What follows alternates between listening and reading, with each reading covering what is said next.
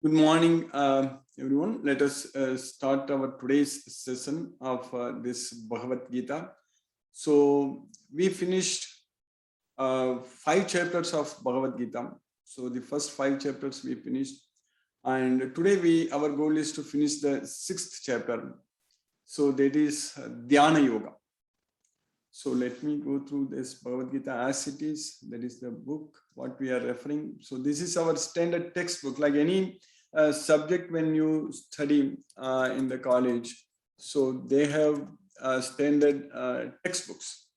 So that's what they refer to it. So for us, the standard textbook is actually this Bhagavad Gita as it is. So let me share the screen right now.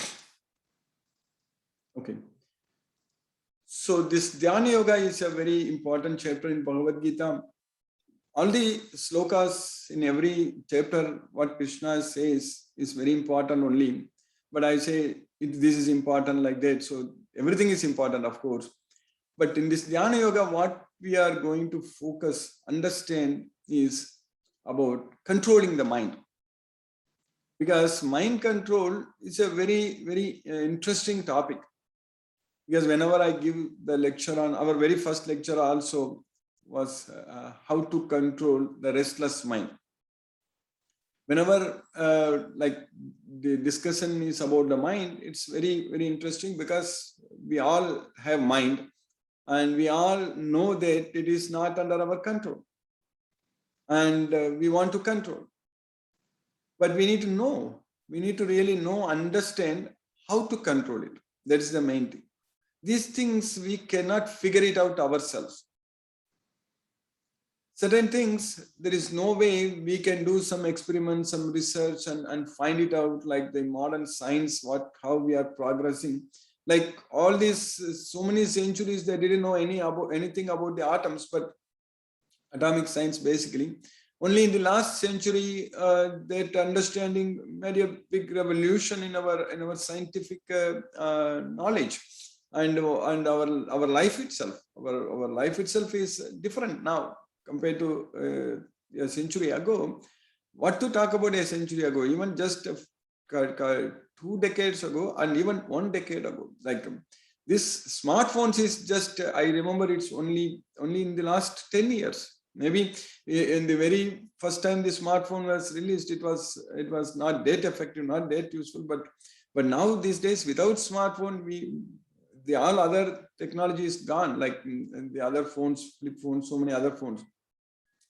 So similarly, the internet is the revolution which happened only in the last 20 years ago, 25, 30 years ago, of course, but it became so much available only maybe in the last 10, 15 years only, especially now only all kinds of this data is so easy to do all those things.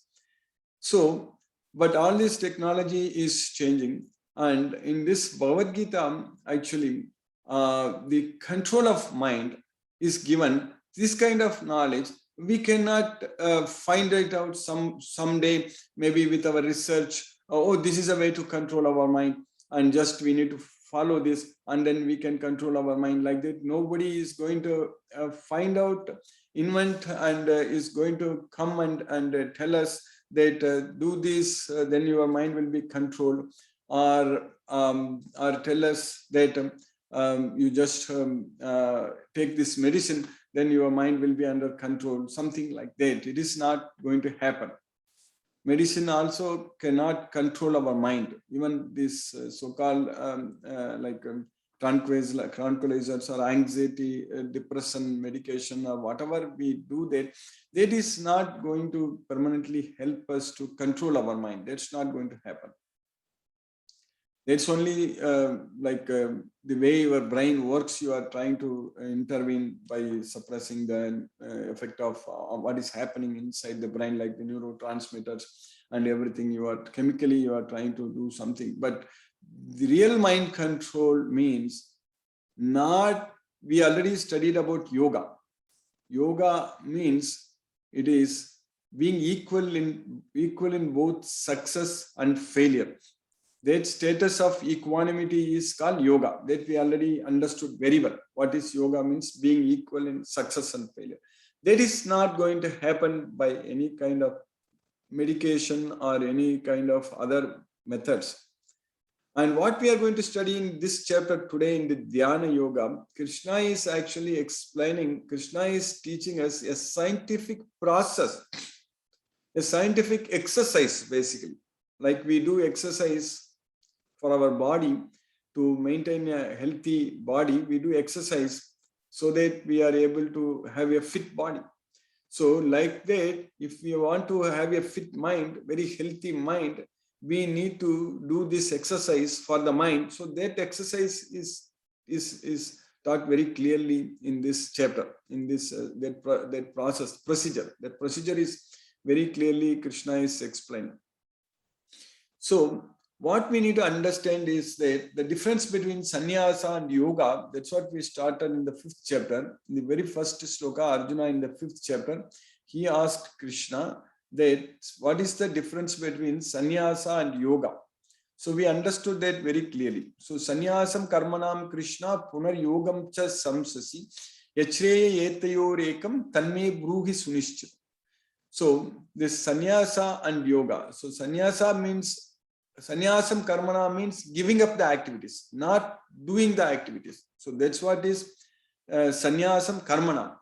Punar yogam cha samsasi means again you are teaching us, Krishna, Arjuna is telling Krishna that again you are teaching me that to perform the activities, and yoga means not affected by the success and results, success and failure. So that means you are performing the activity. Then only you are talking about the results.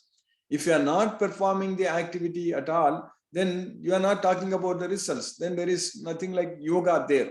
So nothing like getting affected or not affected by the results there. So here, punar yogam cha samsasi. So yoga means you are acting. So you are not renouncing the actions, but you are renouncing the results of the actions, not even the results of the actions, renouncing the attachment to the results of the actions. That's what is very important. So that way, when Arjuna asked this question, here Krishna immediately answered. We already know that in the next sloka itself, Krishna said that sanya tayostu karma sanyasad karma yogo visishyate. So compared to karma sanyasat, compared to completely renouncing the activities, karma yoga is better. Karma yogo visishyate. So that is, it's better to renounce the results. Renounce means better to renounce the attachment to the results, not getting affected by the results. Now, in the 6th chapter, what we are studying, the very first sloka, Krishna is again giving the answer to Arjuna that anashridaha karma palam karyam karma karotyaga. Means anashridaha means not getting attached. That means not getting attached to the results of activities, karma palam. So if we are not attached to the results of the activities, and then if you are able to perform our activities, karyam karma karotyaga. So if a person is able to perform all his activities without getting attached to the results of the activities, so that's what anashridaka karma palam. So sa sannyasi cha yogi cha. So he is a sannyasi and he is a yogi. So he is a sannyasi means he is renouncing the activities also. So literally, we are not renouncing the activities, we are performing the activities, but we are able to renounce the activities mentally. So, sarva karmani, in the 5th chapter we studied, Krishna said that is sannyasyaaste. So, manasa sannyasyaaste. So, if you are able to give up the activities in mind, mentally, if you are able to renounce. So sarva karmani manasa sannyasyaaste sukham vashi. So if a person is able to mentally renounce all the activities, he is able to live a happy life in the city of 9 gates. This is the body, Navadwara Puram. Navadwara Puram means a city of 9 gates. So 2 eyes, 2 nose, and basically 2 holes in the nose, nostril, and then 2 ears, then makes 6, and then 1 mouth, and then one anus and one genital. So that makes the 9 holes, 9 gateways. So 9 gateways to the city of this. There is this body, the city of body. So one can live happily. So that way, sannyasi cha yogi cha. So only a person who is able to renounce the activities mentally, not physically, and such person is a sannyasi, such person is a yogi. So not the person who lights no fire and performs no duty. So that means we need to act. So in the next sloka, Krishna is even clearly explaining that Yam sannyasam iti pragur yogam tam vidhi pandava. So whatever is called as sannyasa is also known as yoga. Whatever is known as sannyasa is also known as yoga. So that's what we are understanding. But the important point what we are understanding here, Krishna is teaching us here that who is actually a person in yoga? Who has achieved that status of yoga, which we discussed, studied at length in the second chapter also, and in many other chapters also in the past, we understand about the yoga. So, but here Krishna is teaching even more clearly, yadahi ne indriyarteshu means na indriyarteshu, na karmasu anusajjati. So indriya artha means the sense gratification, sense objects. So attachment to sense objects, material, and trying to enjoy the material sense objects with our material senses. So that is what is known as indriya arteshu. Na karmas anusajjati. So one is not attached to the results, na karmas, fruitive activities. So that person is known as a sannyasi, sarva sankalpa sannyasi, and he has achieved yoga rudagam. So he has achieved the status of yoga. So at that point of time, we can declare that he has achieved yoga. So when we achieve yoga, that means when we are not affected by the results of activities, so at that point of time, we really don't have to act. Meaning, there is nothing forcing us to act. So that's what we need to understand. Now, before achieving the status of yoga, everyone is forced to act. We studied in the 3rd chapter, Krishna said that in the 5th sloka, that is, nahi kasyati shanamapi jatutistati akarmakrit. So not even a single moment one can refrain from doing anything, refrain from doing something. Everyone is forced to act. That we know that. Karyatehi avasaka karma. So, because everyone is forced to act by the 3 modes of material nature, prakriti, jair, gunahi. So the gunas. So that we already understood, studied about that. So that way, we have to now achieve the status of yoga. Once we achieve the status of yoga, then we will not be forced to act. So that's what we want. That is our real freedom, real independence. So we will not feel any force. So that's what Krishna is teaching us. That actually, when we actually perform this yoga, so then there is nothing is actually forcing us to act. So that's why in the next previous sloka, Aruruksher Muner Yogam Karma Karana Mukchati. So in the beginning, to achieve yoga, we need to perform. Karma Karanam means for one who is a neophyte, what is said to be the means? Karma Karanam. Karma Karanam means we need to act. There is no way we can stop acting. But if we achieve that yoga, for one who is already elevated in yoga, then there is no need to act. That means nothing is forcing us to act. So that means we need not act. So, of course, to maintain our body, we just have to act. Nobody can give up all the activities completely 100%. Nahi deha brita sakyam tattum karmani asesata. So that means after getting this human body, we cannot give up the activities completely. But right now, we are acting all the time, 24/7. We are acting only. Even when we sleep, we are just go to sleep. So that's also an action. So now what we need to do that, if we are doing all the activities in such a way that actually we are not affected by the results, so that means we will not be forced to act. So at that point of time, cessation of all material activities is said to be the means. That's what yoga arudasya. So yoga arudasya means one who has achieved the yoga. But now, how to achieve that yoga? That is the main question coming into picture. How to achieve that status of yoga? It's a very important question for us. If we are expert in this, if we know how to do that, we are learning so many things, so many subjects, we are becoming experts in this way, and we are really doing so great in different fields.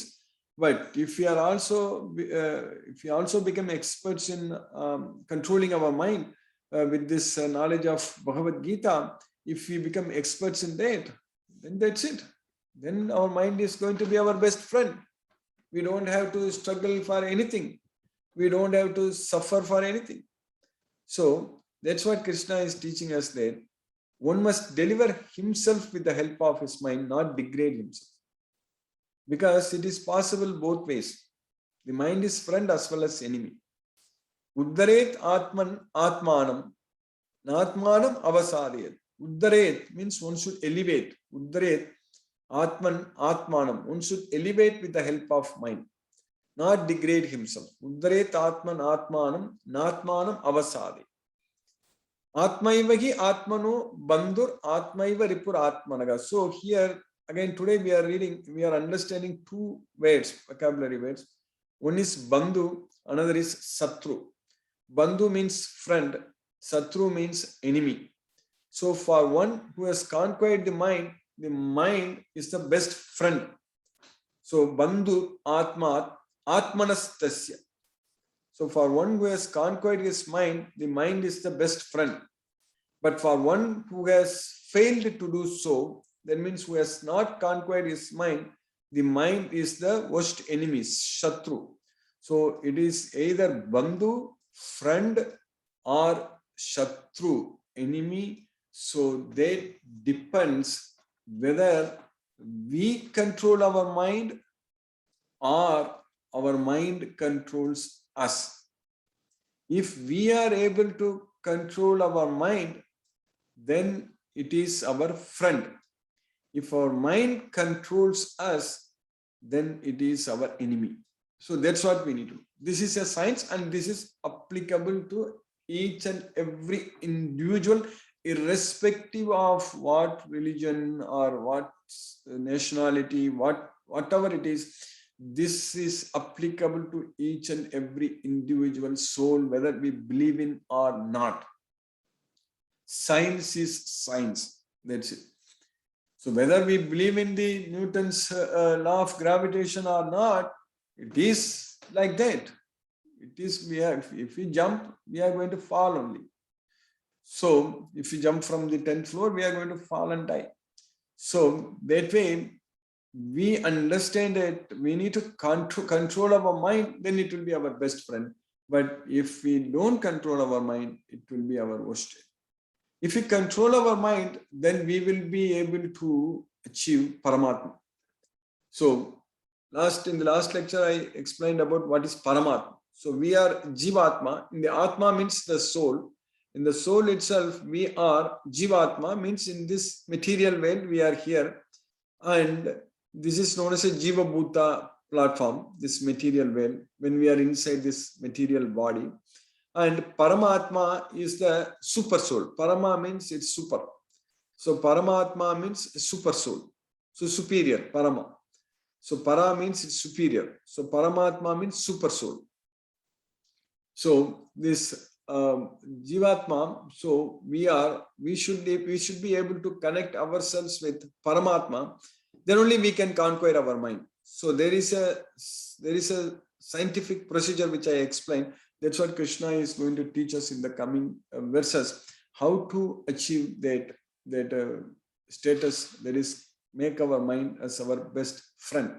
So for that, what Krishna is teaching us, that when we are actually able to control our mind at that point of time, we will be equal to everyone. We don't treat someone as friend, enemy, or someone as relative, or someone like, we will be equal to everyone. So that's what Krishna is teaching, that Sugrun, Mitra, Ari, Ulasina, Madhyastha, Dvesha, Bandhushu, Sadhus, Papeshu, everyone Samabuddhir Vishishyate. We will be able to see all of them equally.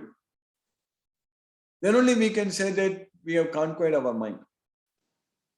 Only if we see everyone equally, then we can say that our mind is under our control. Otherwise, if we are able to, if we think that I like him, I don't like him, I hate this person, I hate that, I like this, so then that means we have not controlled our mind.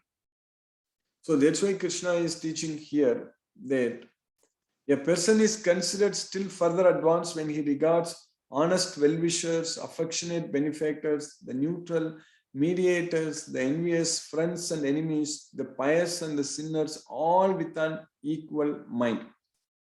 So then we can say that our mind is under our control. For that, for this practice of yoga, what Krishna is teaching us, that it's very important points actually. One should go to a secluded place first of all to control our mind. We cannot control our mind if we are going to always be in the general mass of people, and if we are roaming around, if we are engaged in all kinds of materialistic activities, then it is not possible for us to control our mind, because our mind is going here and there. We already studied in the second chapter that Indriyanam ki charatam. So the senses are roaming. So Indriyanam ki charatam yanmanonu vidiyade tadasya harati prajnam vayurnavam vivamas. So even one of the roaming senses on which the mind focuses. If we are, for example, if we are going to outside, if we are going for games, movies, this, that, like that, if we are engaged in this materialistic, well, too much of materialistic activities, so what is going to happen is that all the time our senses are seeing a lot of things, our ears are hearing a lot of sounds, all such things are happening. So the mind will naturally try to get engaged in those sense objects. So then when the mind thinks about those sense objects, then already it's a problem. We studied in the second chapter, in the sloka number 62 and 63, Krishna has explained very, very clearly that dhyayato vishayan pumsaga sangaste supajayat. So when the mind thinks about the sense objects, focuses and thinks about the sense objects, then we are going to develop attachment on those sense objects. Sangaste supajayat. From such attachment, lust develops, kama, desire develops, from desire, anger, from anger, delusion, from delusion, memory is bewildered. When memory is bewildered, intelligence is lost. So all these things are going to happen. Dhyayato vishayan pumsaga, sangaste supajayate, sangat sanjayate kamaga, kamat krodho abhijayate, Krodhat bhavati sammogaga, sammokhat smriti vibramaga, smriti vramshat buddhinaso, buddhinasat pranasyati. That's what is going to happen. So that's why Krishna is advising here that there is suchau deshe pratistapya. So that's why one who's actually go to a secluded place. That's what suchau deshe, one should go to a secluded place. So here, yogi yunjita satatam atmanam rahasistitaga. So rahasistitaga means secret place, secluded place, rahasistitaga. Atmanam with the body, mind and self. So we need our own space to control our mind. Like we talk about privacy, we talk about having our own personal space, correct? So in order to control our mind, that is very much needed. Then only we will be able to focus on God, not this material world. So then only we will be able to control our mind. Because ekaki yatha chittatma. Eka means alone. Eka means alone. Eka means one. That means ekaki Yathachitta. So always careful in controlling our mind. Nirasir aparigrihagam, without being attracted to anything else. Nirasir. So this is the way to control our mind. In general, if we tell this, it seems very difficult. So no one will agree how this is going to happen. How this is impossible. This is ridiculous. How can we do like that? That is the way in general. That happens with 999 out of 1,000 people. But that 1 in 1,000 will agree with this. That's what Krishna is giving in the statistics in the 7th chapter, 3rd shloka.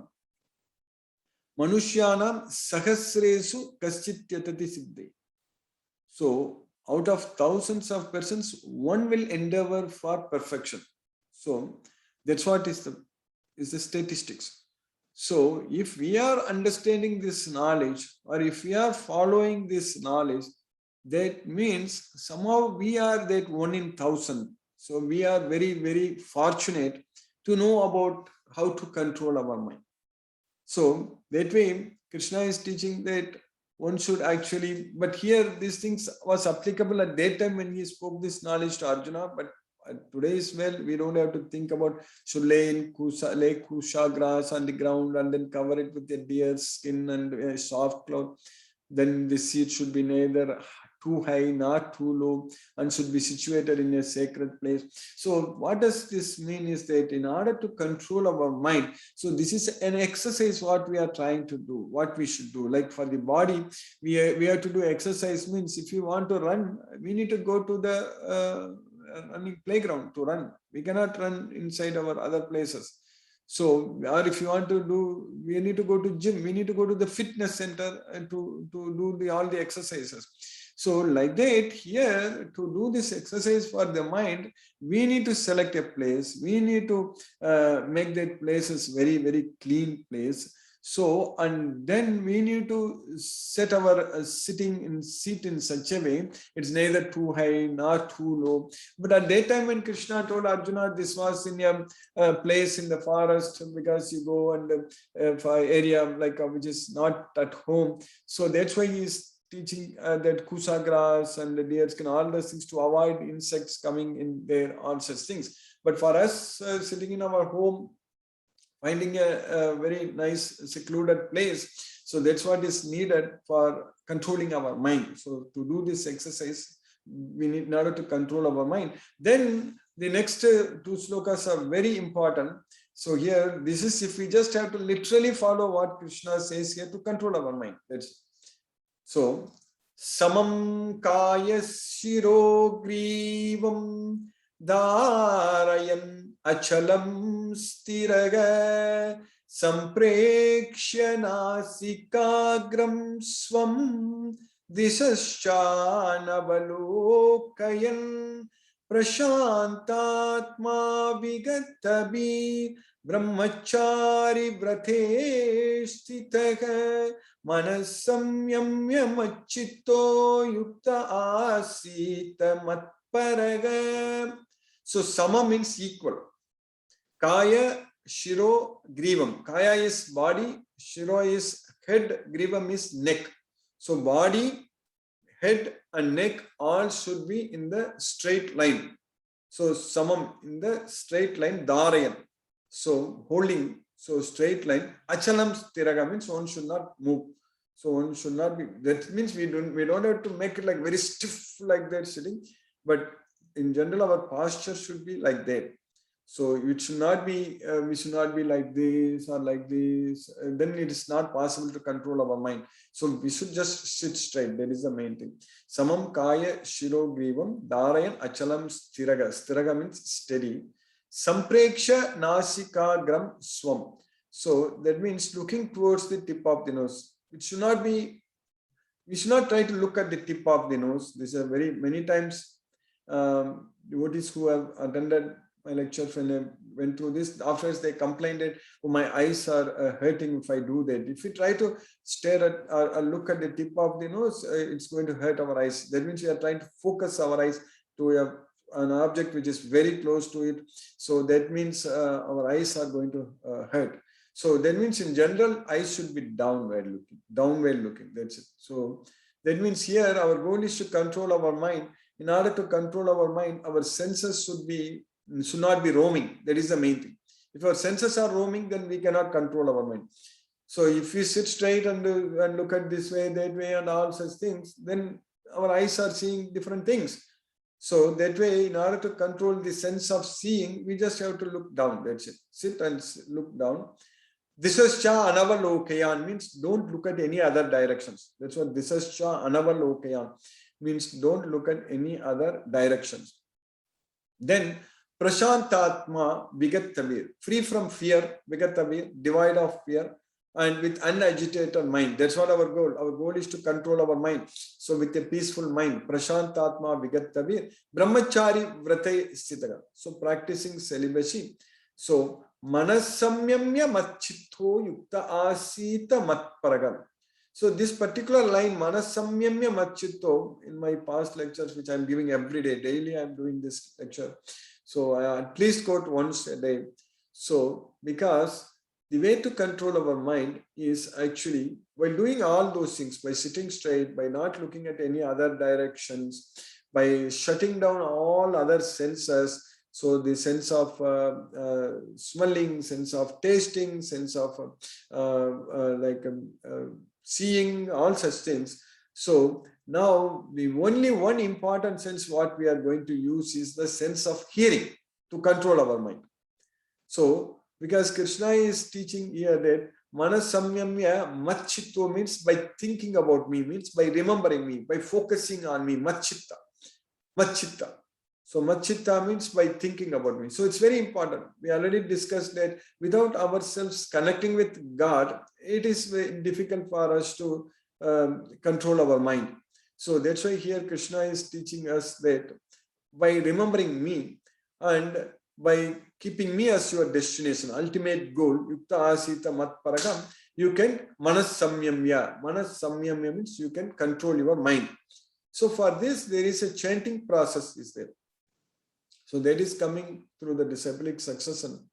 So that is the best effective process to control our mind.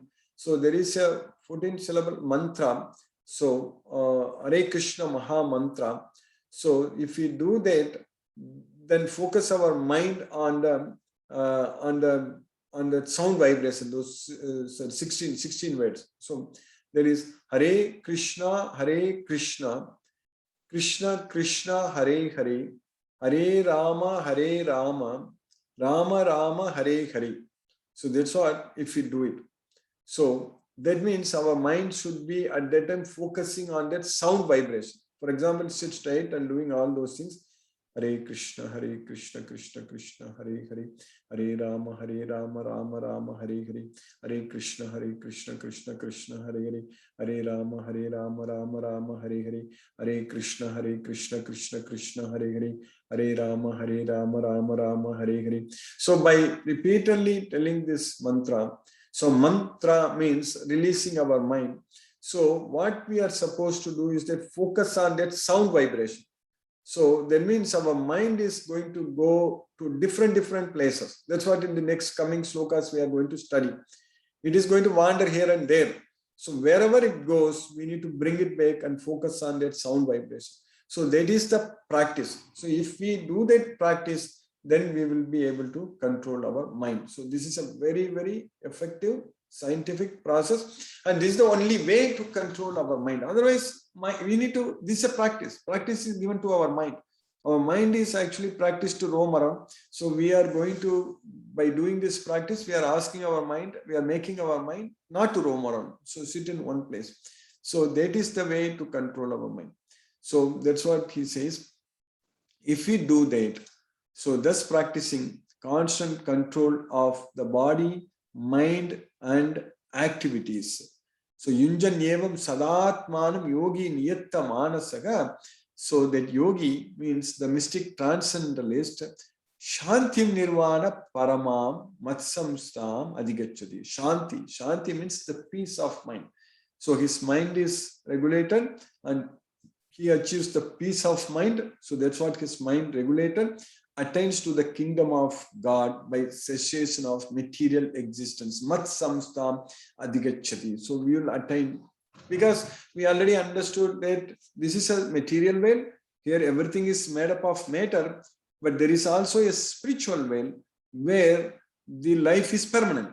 So this is a material veil where the life is temporary and miserable. So it is dukkhalayam asasvadam. So we are not the body, we are the soul. We already studied at length in the second chapter itself. So being ourselves a soul, so there is no point or no need for us to being stuck inside this body, material body. Why we should be struggling in this temporary, miserable material body? So we should be having our spiritual life in the supreme world, basically. So that's what here the way is. We need to control our mind. So that's what it's teaching us about, how to control the mind. And this is another very important verse actually. Here, na, the word na is used in every line. Na, na, na, and na. Na means it is not. So na. Na ati ashnatastu yogo asti. Ati ashna means eating too much. Then na yogo asti means if one eats too much, then he cannot become a yogi. We cannot achieve yoga. The status of yoga or controlling our mind is not possible if one eats too much. That's what ati asnatastu na yogo asti. Then nachaikantam anasnataha. Ekantam means overly not eating. Anasnataha, not eating. That means eating too little. So if one eats too little also, he cannot become a yogi. So one should not eat too much, one should not eat too little. Nacha atiswapna silasya. Atiswapna means sleeping too much. So one who sleeps too much, or jagratho means being awake. So one who doesn't sleep enough. So that means jagratho naiva chajana. So one should not eat too much, should not eat too little. One should not sleep too much, should not sleep too little. So that means in our daily life, this should be controlled. What time we are eating, how much we are eating is very important. We cannot just like that go whenever we want, go and eat, and how much hour we want to eat. All those things, that unregulated way of eating, definitely that person cannot become a yogi, because na Krishna is using here. So similarly, sleeping also, that should be, we need to understand, even scientifically speaking, our body also has got a biological clock. So what we call it as the circadian rhythm. So it follows. Our body knows when the time to sleep comes, even an hour ago also, even 1 or 2 hours before that itself, our body actually prepares to sleep, even without ourselves knowing.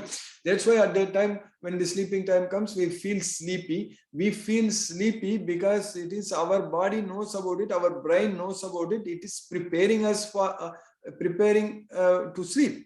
So that we can go to bed and sleep.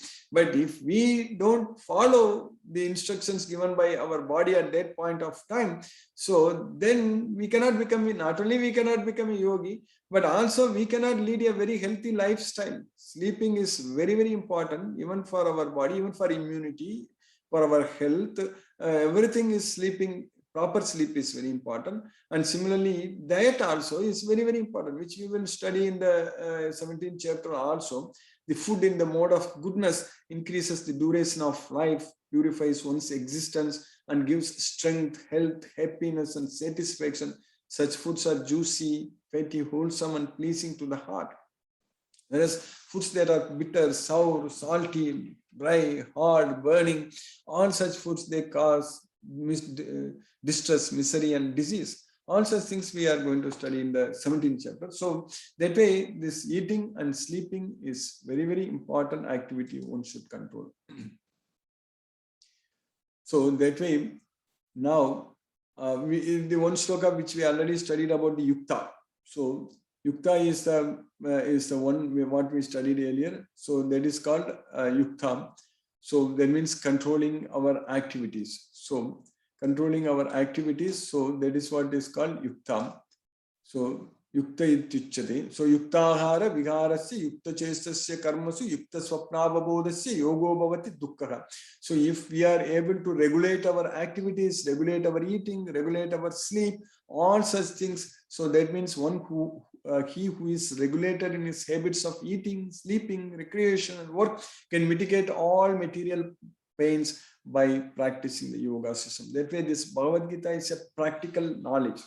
So it is a very much a practical knowledge. So that's why what is yukta we studied? That is yada viniyatam chittam atmani eva vatistate nispragaga sarva kamebhyo yukta ityuchyate.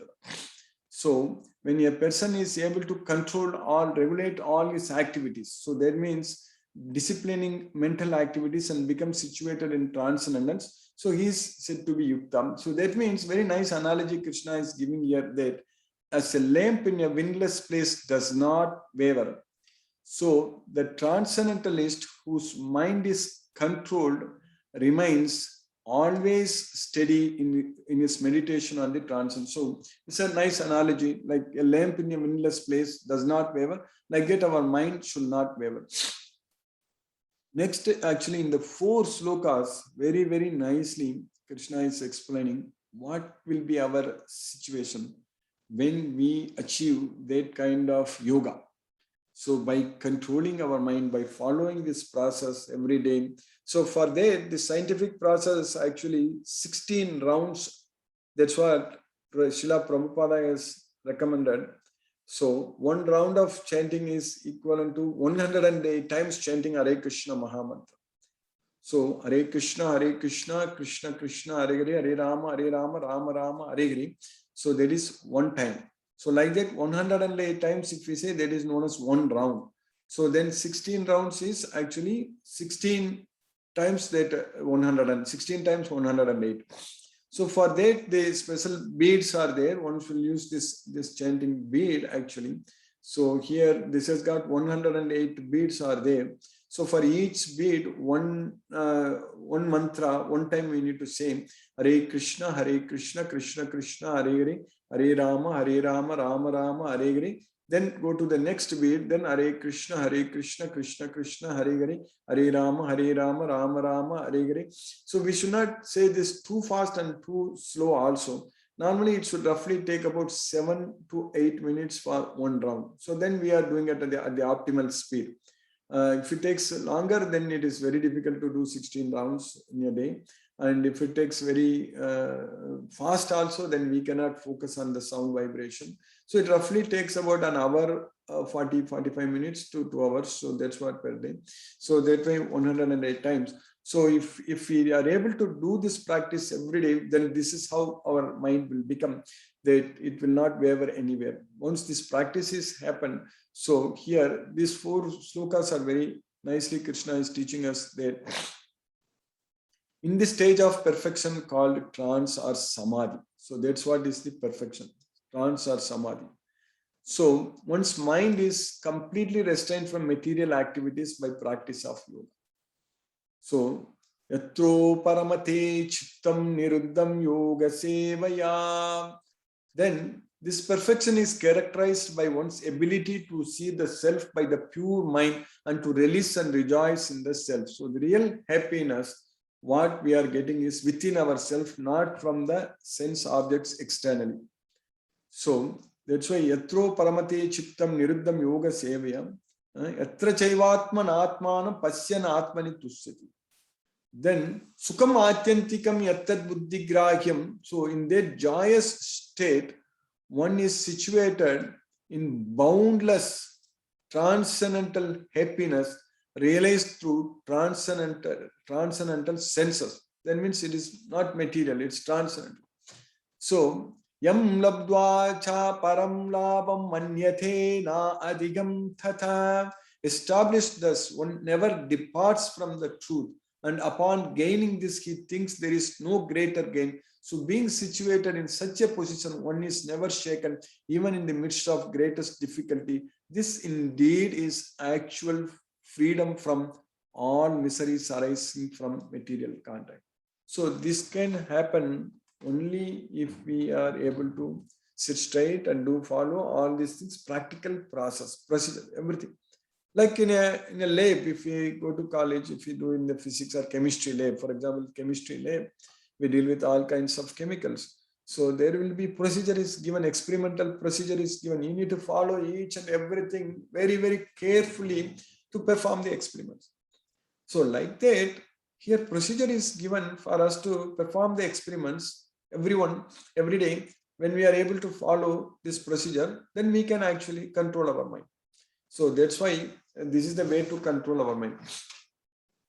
So one should engage oneself in the practice of yoga with determination and faith and not be deviated from the path. One should abandon without exception all material desires born of mental speculation and thus control all the senses on all sides by the mind. So this is what is the process one need to do, and it is a step-by-step process.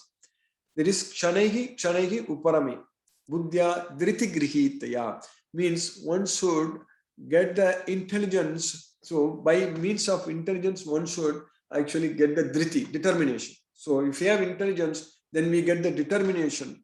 So in order to control our mind, this dhriti, determination, is very, very important. So this vairagya. So that way, buddhya dhriti grihitaya, then manasamyamya machitta. So then control the mind. So that's what atma samsam manakritva. Nakinchit api chintaye. Don't think about anything else. Nakinchit api chintaye. Don't think about anything else. And this is the one what we are supposed to do. This sloka 26, verse 26. What is happening? Krishna is teaching us that the mind is wandering here and there. It is not sitting in one place. When we try to do this, sitting straight, when we try to focus our mind on the sound vibration, we will immediately notice that our mind is not with us. That is, at that time, we are checking our mind, where our mind is going. Because when we try to focus our mind on that sound vibration, we know that our mind goes somewhere. Some our workplace, something thinking about our work or our family or our other things, lot of places. It's just going to go here, there, here, there. It's not staying in one place of our mind all the time. If we notice it, it's just going, fluctuating. That's what is happening with our mind. So that's what yatho nischalati manas chanchalam asthiram. It is not stiram. Asthiram means it's not steady. So the mind is unsteady. And wherever the mind wanders, it becomes agitated, and wherever the mind wanders, so due to its flickering, it's chanchalam. Chanchalam means it's flickering, and asthiram, so it is unsteady. So from there, we should bring it back and focus, bring it back and keep it under the control of the self. Tatasato niyamyetat atmanyeva vasamne.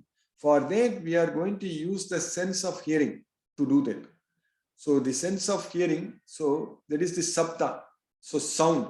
So we are going to do this mantra, this meditation, sitting straight, don't looking at any other directions, and chanting Hare Krishna Maha Mantra and focusing our mind on the transcendental sound vibration.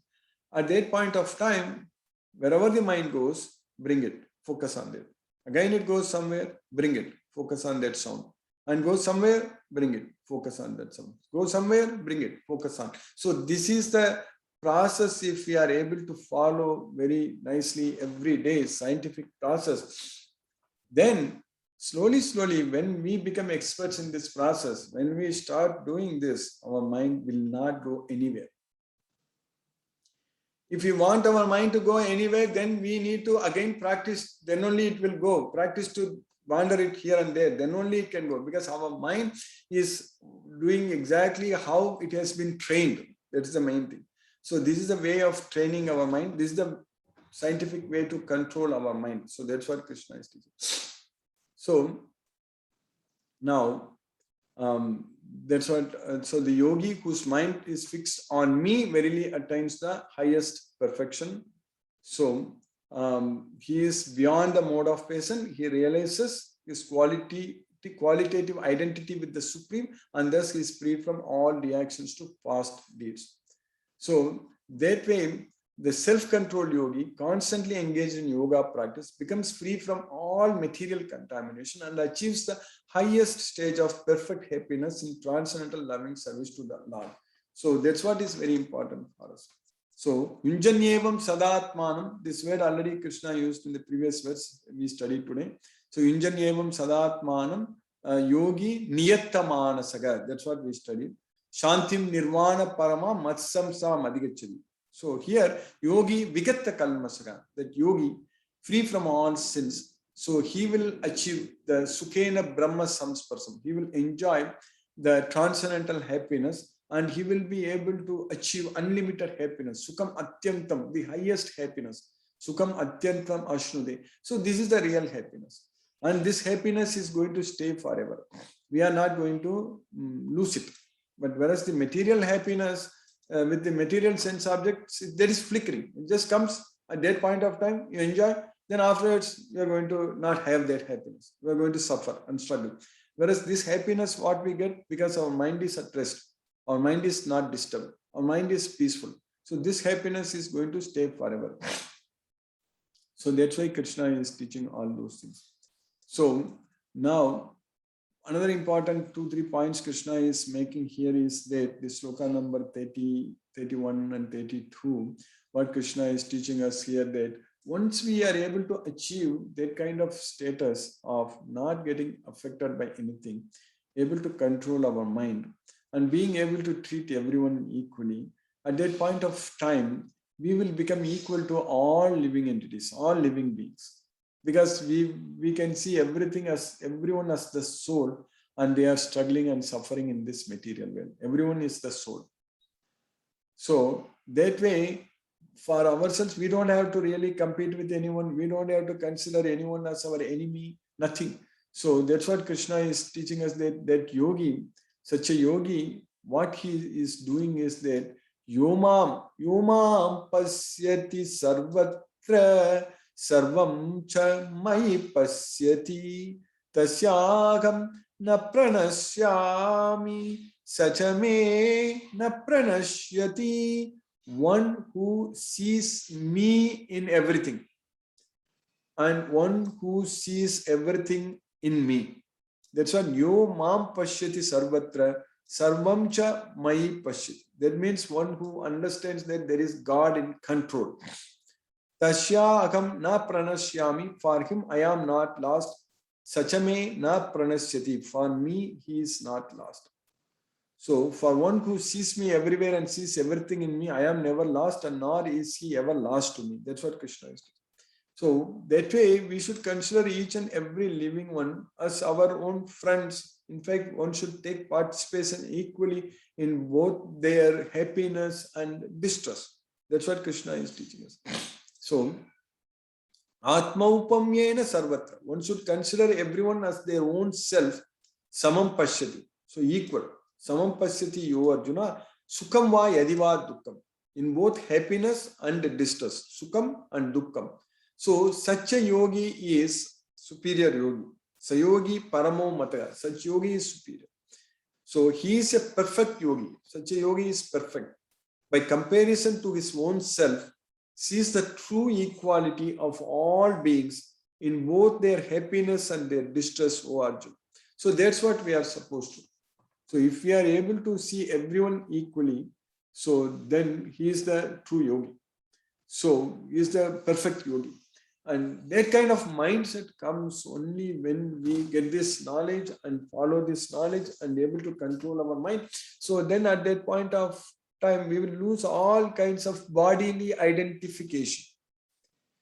All these things in this material world, thinking that I am this race or I am this color or this religion or this, that everything is only based on the bodily identification. But once we are able to elevate ourselves completely to the soul platform, then able to see each and every living entity. So it is not only among human beings, even animals also, how they are suffering, how they are struggling, how we are inflicting so much of sufferings into those poor animals. That's also is happening. So that way, Krishna is teaching us that one should equally take participation in their happiness and distress such a yogi is the perfect yogi. So now he finished in these 32 slokas in the 6th chapter. So this is for the question what Arjuna asked in the 5th chapter, 1st sloka. The 5th chapter itself has got 29 verses in the 5th chapter. So in the 5th chapter, the very first sloka, Arjuna asked the question. So Sanyasam Karmanam Krishna Punar Yogam Cha Samsasi, it has got 29 verses. So that means 28 verses in the 5th chapter. Now continuously 32 verses in the 6th chapter. So that means 32 plus 28, which is equal to 60 verses Krishna has answered for that one sloka, one question what Arjuna asked in the 5th chapter, 1st sloka. So now Arjuna is asking Krishna that Arjuna Uvacha, we'll just finish a couple of slokas and then finish for today. So Arjuna then said that, O Madhusudana, the system of yoga which you have summarized appears impractical and unendurable to me, for the mind is restless and unstable. So who was with Krishna? He didn't immediately agree with Krishna that he can do that. Agree means he of course agrees whatever Krishna says, but he is telling Krishna that it is not possible for me to follow. It is impractical. So, yoyam yogas tvaya proktaga samyena Madhusudana. Oh Madhusudana. So Krishna has got different names. So here Arjuna is addressing Krishna as Madhusudana, who is the killer of the demon Madhu. So whatever yoga you just now spoke, so spoken by you, described by you, I don't think I can do it. Etasyagam na pashyami chanchalatva sthitim stiram. Because the mind is restless, chanchala, and it is not stable. So it is sthitim. So because it is not stable, it is restless. So I don't think I can control my mind. So Arjuna said, O Madhusudana, the system of yoga which you have summarized appears impractical and unendurable to me, for the mind is restless and unsteady. And then he continued, Arjuna told, mind is restless, turbulent, obstinate, and very strong, O Krishna, and to subdue it, I think is more difficult than controlling the wind. So I can even control the wind, I can even control the hurricane, but not the mind. So that's what Arjuna, category 5 hurricane I can control, but I cannot control the mind. It's so difficult. That's what Arjuna is telling Krishna.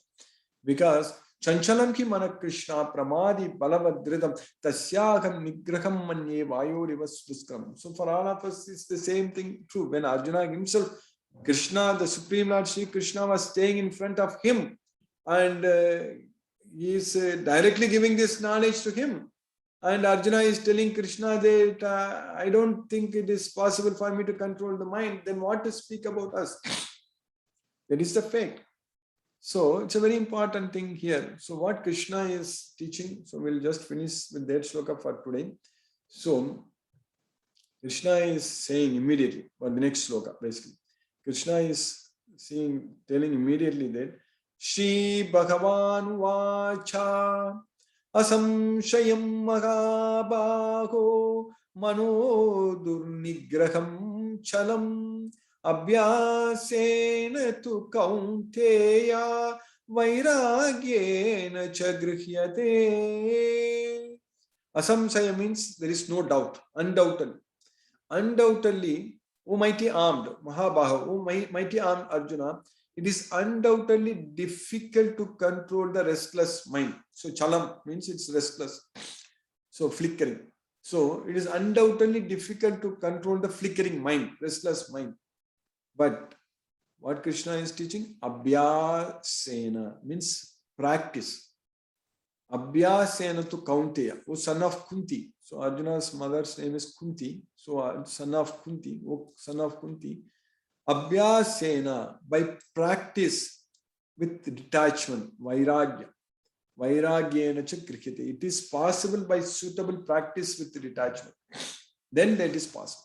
So that's why this chanting Hare Krishna Maha Mantra, that process what Krishna has taught us, that sitting straight, samam kaya siro grivam, dharayan achalam stiraga, sampreksha nasikagram swam, disascha navalokayans, then prasantatma vigattavir, brahmachari vrate stitaga, manasamyamya machitto yukta asita matparaga. If you are able to practice that, then we can control the mind. So that practice is what very, very important. So because by practice, anything is possible in this material, in this world, with our body, with our brain, what we have got, we can do anything with practice, training. That's what training, by training. Practice means by training, it is possible. So another thing Krishna said very clearly, that without controlling the mind, there is no way one can become a yogi. So that's what we are studying from the beginning about becoming a yogi. Yoga, that means not getting affected by the results, being equal in both success and failure, so that we can be freed from the material bondage to this material body, material world. So without being ourselves, without able to control our mind, without controlling mind, one can never become a yogi. That's what Krishna is teaching. Asamyatat mana yoga dusprapa itime mati. Vasyatmanatu yatata sakyo vaptum upayatagam. So Vasyatmanatu. So if we control the mind, so that's why for one whose mind is unbridled, self-realization is difficult work, but he whose mind is controlled and who strives by appropriate means is assured of success. That is my opinion. That's what Krishna is teaching. So this chapter actually, sixth chapter has got about 40 plus slokas, 46 I believe. So yeah, 47 verses. So we finished 36 verses. So now Arjuna is going to ask some another important question. For that Krishna is going to answer. So we will continue this from next week. And because it's a very big chapter with a lot of, we almost went through each and every sloka. So it took more than an hour, but it's a good knowledge, a very important knowledge for us, very, very important scientific knowledge, what we got it from this Bhagavad Gita. I will stop now and we'll discuss if any questions are there. So maybe Kerry, you could hear everything today? Yes, and I have a couple questions. Yes, please. So the mantra, it's made up of different names of Krishna, correct? It is Krishna and Rama. So Rama is also Krishna only, because there is Krishna has taken many incarnations, many avatars.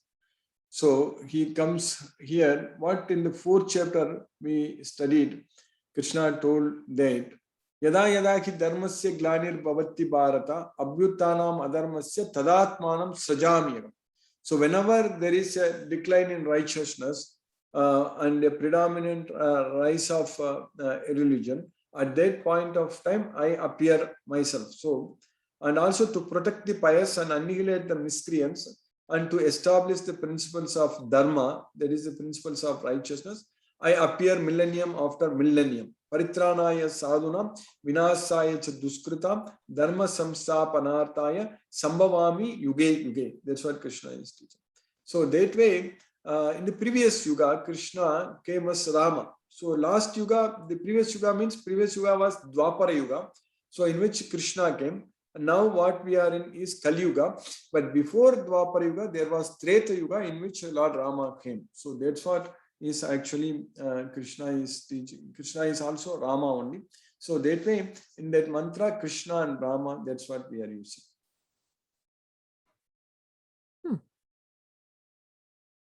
You understand that question?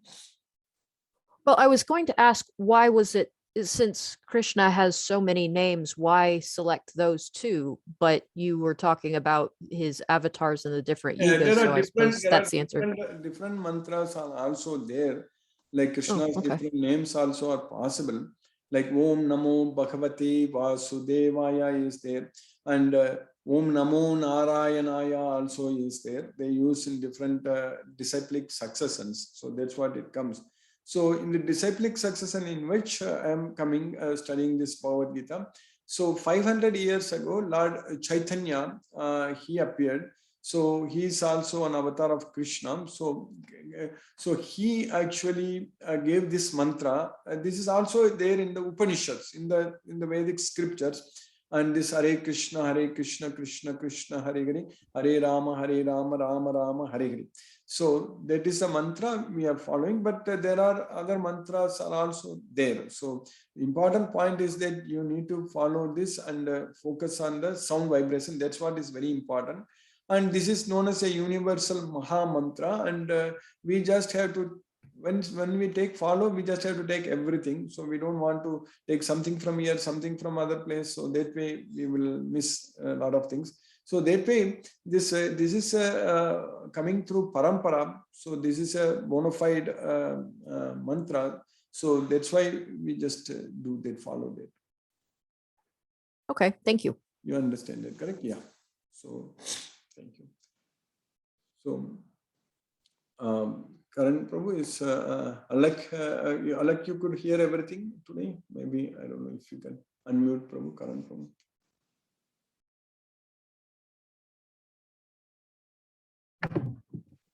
Yeah. Hello. Yes, Hare Krishna. Yes, Karan. As you know, I look all good for today. Yeah, everything's fine. Any questions? He doesn't have any questions. Okay, thank you, Alex. So we will keep in contact. So okay, Karan Prabhu. So anything else you want to say?